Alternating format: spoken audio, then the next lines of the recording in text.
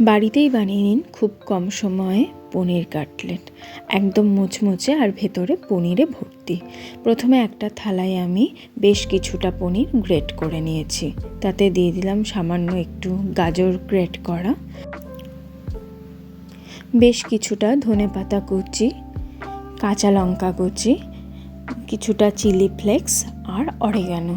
Chilli flakes আর অরিগানোটা optional, চাইলে আপনারা নাও দিতে পারেন।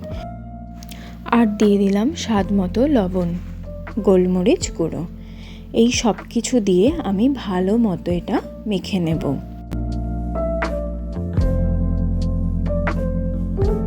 পনিরটা ভালো করে মাখা হয়ে গেলে তাতে দিয়ে দিলাম পেঁয়াজ কুচি আর রসুন কুচি।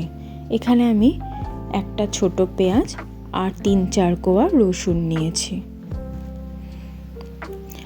এবার ভালো মতো পনিরটা মাখা হয়ে গেলে আমি এটা হাতের মধ্যে নিয়ে একটা বলের শেপ দিয়ে নেব। ঠিক যেভাবে আমরা রুটি করার সময় আটাটাকে শেপ দিয়ে নিই দু হাতের তালুতে, ঠিক সেভাবে দিয়ে নেব। চাইলে আপনারা এটা অন্য শেপেও করতে পারেন, তবে একটু পাতলা হলে খেতে বেশি টেস্টি হয়।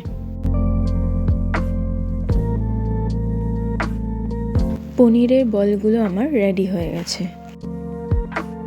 অন্যদিকে একটা বাটিতে আমি নিয়ে নিলাম 3 টেবিল চামচ ময়দা, 1 টেবিল চামচ কর্নফ্লাওয়ার, সামান্য একটু গোলমরিচ গুঁড়ো আর লবণ।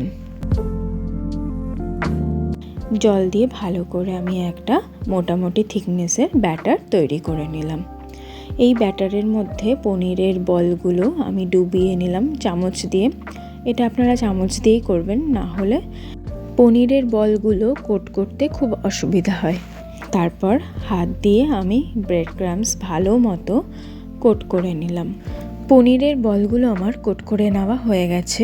এবার একটা পাত্রে রিফাইন্ড অয়েল গরম করে কোট করে নেওয়া পনিরের বলগুলো দিয়ে দিলাম। লো ফ্লেমে আমি এটাকে ভালো মতো গোল্ডেন ফ্রাই করে নেব।